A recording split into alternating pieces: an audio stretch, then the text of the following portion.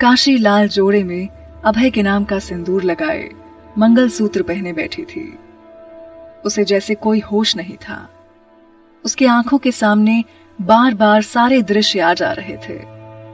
अचानक से उसके मुंह से एक चीख निकल गई और वो जोर से रोने लगी, जैसे अपने अंदर के हर दर्द को निकाल देना चाहती हो। तभी मेज पर पड़ा उसका फोन बजा। उसने नजर उठा के देखा तो राजेंद्र जी का नंबर था। उसने कुछ सोचा और खुद को शांत करते हुए उसने फोन उठाया। फोन के दूसरी तरफ राजेंद्र जी की आवाज थी, लड़खड़ाती हुई। काशी बिटिया? वो उनकी ऐसी आवाज सुनकर परेशान होकर बोली, क्या हुआ चाचा जी? काशी इलाहाबाद चले आओ बेटा। राजेंद्र जी की आवाज में इस बार दर्द था। ये सुन उसने परेशान होते हुए पूछा, क्या हो गया चाचा जी? बाबा कैसे हैं? क्या हुआ, बोलिए, ठीक है ना वो? आनंद का एक्सीडेंट हो गया है, आप जल्दी आ जाओ बिटिया। राजेंद्र जी ने इतना बोल के फोन रख दिया। ये सुनते ही वो घबरा गई और जल्दी से उठकर ऊपर कमरे में गई। वो कुछ देर में कपड़े बदल के नीचे आई, पर उसकी मांग में सिंदूर लगा था और गले में मंगलसूत्र भी था। काशी दौड़ के बाहर गई और गाड़ी निकाला और उसमें बैठ के गाड़ी स्टार्ट कर बनारस की गलियों से बाहर निकलने लगी। उसने जल्दी से जल्दी गाड़ी किसी तरह बनारस से बाहर निकाली और दौड़ा दिया इलाहाबाद जाने वाली रोड पर। वो इतनी स्पीड में गाड़ी चला रही थी कि जिसका उसे होश ही नहीं था। उसके आंखों से आंसू बहते जा रहे थे। वो मन ही मन भगवान से ये प्रार्थना कर रही थी कि उसके बाबा को कुछ न हो। दूसरी तरफ अभय एयरपोर्ट पहुंच चुका था। उसका चॉपर आके खड़ा था। वो बनारस को छोड़ के जा रहा था, पर जाते जाते अपने साथ बहुत कुछ लेकर जा रहा था। अभय आया और चॉपर के सामने खड़ा होकर एक बार पीछे मुड़ के आखिरी बार बनारस को देखा और जल्दी से चॉपर में जाकर बैठ गया। राणा भी उसके साथ बैठ गया। चॉपर बनारस से निकल चुका था। अभय के सामने सिर्फ काशी का चेहरा था। उसने आंखें बंद की और पीछे सर लगा के बैठ गया। रह रह के उसे बस काशी ही याद आ रही थी। राणा कुछ पूछना चाहता था, पर उसे अभी खामोश रहना ही ठीक लगा। अभय दूर जा रहा था, बनारस से, काशी से, पर उसे नहीं पता था कि अब न वो बनारस से दूर जा सकता था और ना ही काशी से, क्योंकि अब रिश्ता दोनों से था। इधर काशी ने इलाहाबाद के शकुंतला हॉस्पिटल के सामने गाड़ी रोकी ही थी कि तभी राजेंद्र जी का मैनेजर उसके पास आया, जो उसका ही इंतजार कर रहा था। काशी को लेकर वो अंदर राजेंद्र जी के पास गया। पूरे हॉस्पिटल में 8 या 10 बॉडीगार्ड खड़े थे। राजेंद्र जी के सर में और हाथ में पट्टी बंधी हुई थी। ये देखकर काशी घबरा के उनके पास आते हुए बोली, चाचा जी, ये सब कैसे हुआ है? आप ठीक है ना? और बाबा कैसे हैं? मुझे उनके पास जाना है। राजेंद्र जी की नजर जब काशी के मांग में लगे सिंदूर और गले में पहने मंगलसूत्र पे गई तो वो हैरान हो गए, पर इस वक्त आनंद जी का सोच के वो कुछ नहीं बोले। वो अभी अंदर है, उसे बहुत चोट आई है बेटा सर पर, उसका ऑपरेशन चल रहा है। इतना सुनते ही काशी वहीं बैठ गई। उसकी आंखों से आंसू रुक ही नहीं रहे थे। उसे ऐसे रोता हुआ देखकर राजेंद्र जी ने उसे अपने सीने से लगाते हुए कहा, मत रो मेरी बच्ची, सब ठीक हो जाएगा, कुछ नहीं होगा उसे। डॉक्टर अंदर आनंद जी की जान बचाने में लगे थे, पर खून रुकने का नाम ही नहीं ले रहा था। 2 घंटे हो गए थे, पर अभी तक कुछ पता नहीं चला था। काशी और राजेंद्र जी दोनों ही बैठे हुए थे। कुछ देर बाद जब डॉक्टर बाहर आए तो काशी भाग के उनके पास गई और उनसे पूछा, कैसे हैं मेरे बाबा? ये बोल उसने आस भरी निगाहों से उन्हें देखा। जी माफ करिएगा, पर हम उन्हें बचा नहीं पाए। डॉक्टर इतना बोल के चले गए। ये सुन काशी बेसुध सी गिरने को हो गई, लेकिन राजेंद्र जी ने आकर उससे संभाल लिया। उसकी जिंदगी जैसे एक पल में हवा के झोंके के साथ बिखर चुकी थी। वो वहीं बैठ के रोने लगी। और राजेंद्र जी ने उसे अपनी बाहों में ले लिया। इस वक्त उनकी आंखों से भी आंसू रुकने का नाम नहीं ले रहे थे। वो समझ नहीं पा रहे थे कि क्या किया जाए। काशी आज अनाथ हो गई थी। उसकी जिंदगी में जीने की बस एक उम्मीद थी, जो वो भी आज नहीं बची थी। वो जोर जोर से रोई जा रही थी। उसका रोना सुन के खुद लगता था महादेव रो पड़े थे। पूरा हॉस्पिटल उसके रोने की चीखों की आवाजों से गूंज गया था। राजेंद्र जी की बाहों में रोते रोते काशी बेहोश हो गई थी। उन्होंने जब ये देखा तो परेशान हो गए।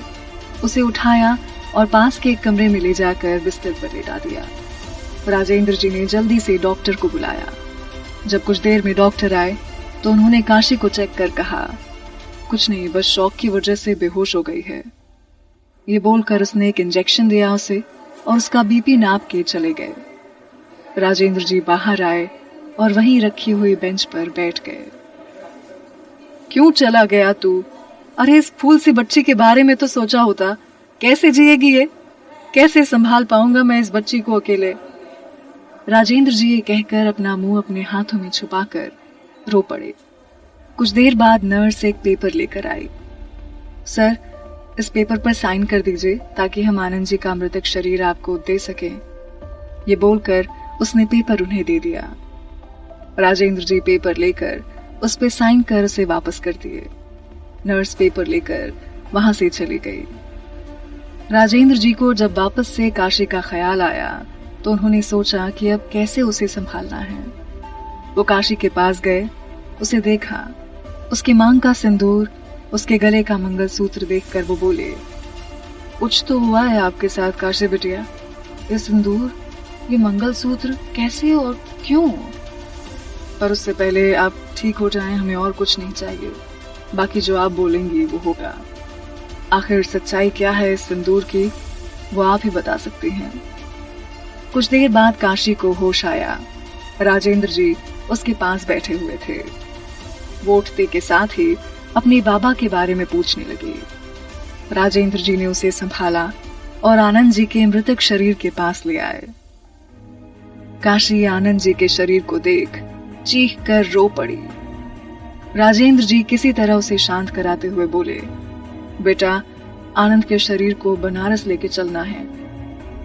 उन्होंने जैसे ये कहा, काशी उनकी तरफ देखने लगी। उसकी आंखों से आंसू बहे जा रहे थे।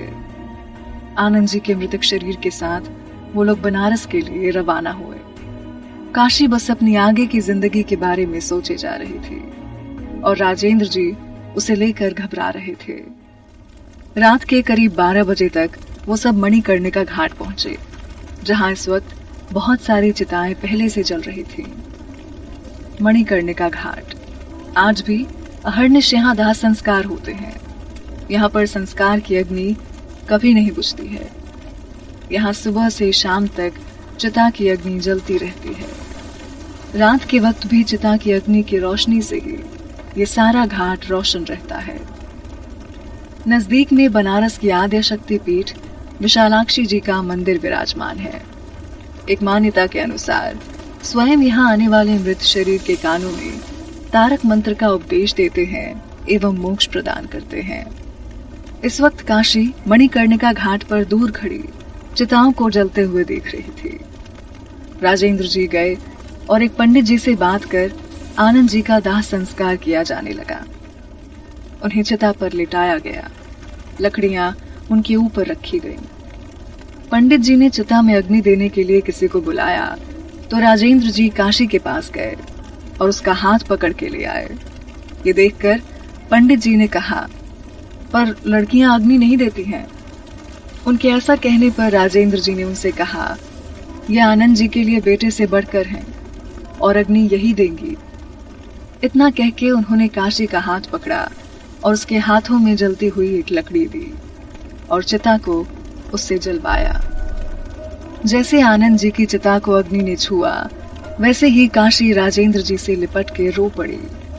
उन्होंने खुद को भी उस वक्त बहुत मुश्किल से संभाला। जब तक चिता नहीं जल गई तब तक वो लोग वहां से नहीं गए। राजेंद्र जी के सारे बॉडीगार्ड वहीं खड़े थे और मैनेजर साहब भी। जब चिता पूरी तरह जल गई तो उसकी राख को लेकर राजेंद्र जी काशी के साथ वहां से निकल के 80 घाट पर आए। सुबह हो चुकी थी पर सूरज निकलने में अभी वक्त था। उन्होंने आनंद जी की अस्थियों को गंगा के जल में प्रवाहित किया। काशी वहीं खड़ी एक टक गंगा के पाए विलीन होते आनंद जी के राख को देख रही थी कि तभी महागुरु वहां आके खड़े हो गए। उन्होंने काशी को आवाज देते हुए कहा, काशी बिटिया, ये तुम हो क्या? काशी और राजेंद्र जी उनके पास गए तो उन्होंने मंदिर के अंदर चलने को कहा।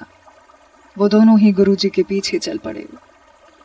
गुरुजी जाके अपने आसन पर बैठ गए और काशी राजेंद्र जी उनके बगल में।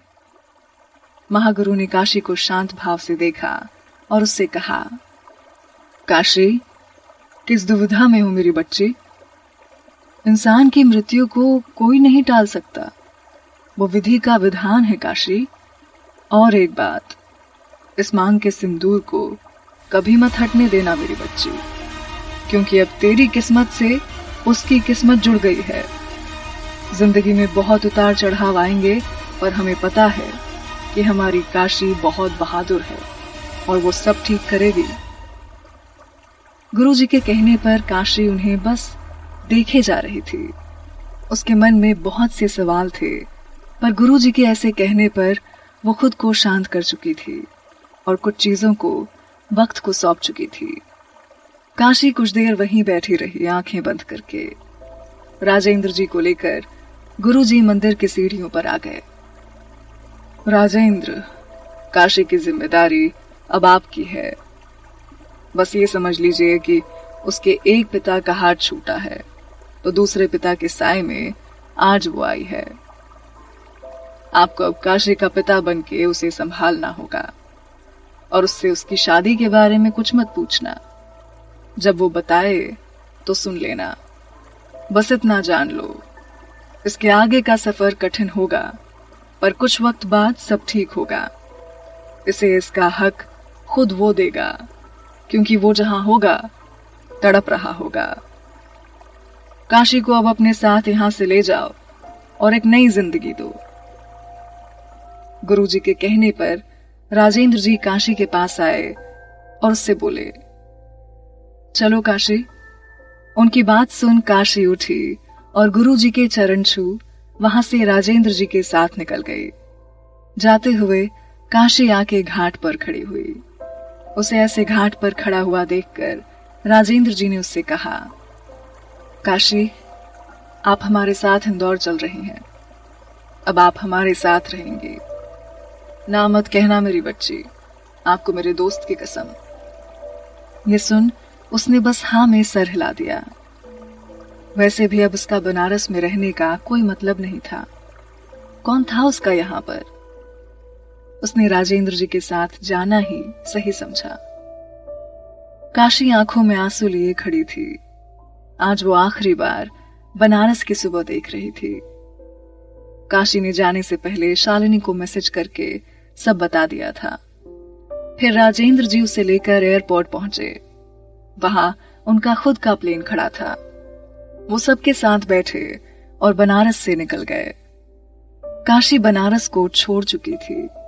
उसे रह रह के आनंद जी के साथ बिताए वक्त याद आ रहे थे।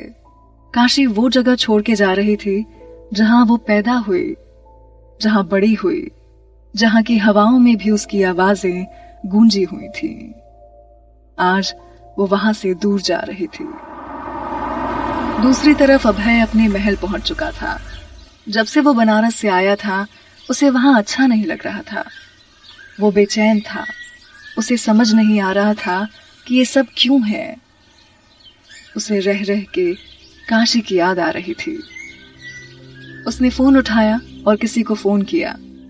फोन उठते ही दूसरी तरफ से आवाज आई, जी सर। अभय ने बस एक ठंडी आवाज में इतना ही पूछा, कैसी हैं वो? सर, उनके पिता की मृत्यु हो गई एक एक्सीडेंट में। वो बनारस को हमेशा के लिए छोड़ के चली गई, राजा राजेंद्र जी के साथ।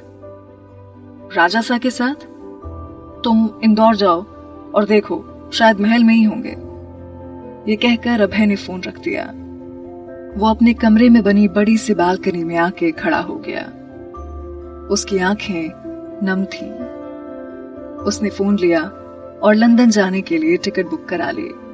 मैं आपसे दूर रहना चाहता हूं बस, ये बोल अभय कमरे के अंदर आ गया।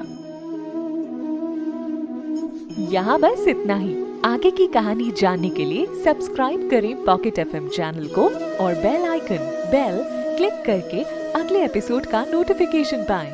लेकिन आप सारे एपिसोड अभी सुनना चाहते हैं तो डाउनलोड करें हमारा pocket FM app. Link description में है, जहां आप पाएंगे इस शो के सारे एपिसोड्स और साथ ही इसके जैसे और भी बेहतरीन शोज। तो देर किस बात की, अभी डाउनलोड करें पॉकेट एफएम ऐप।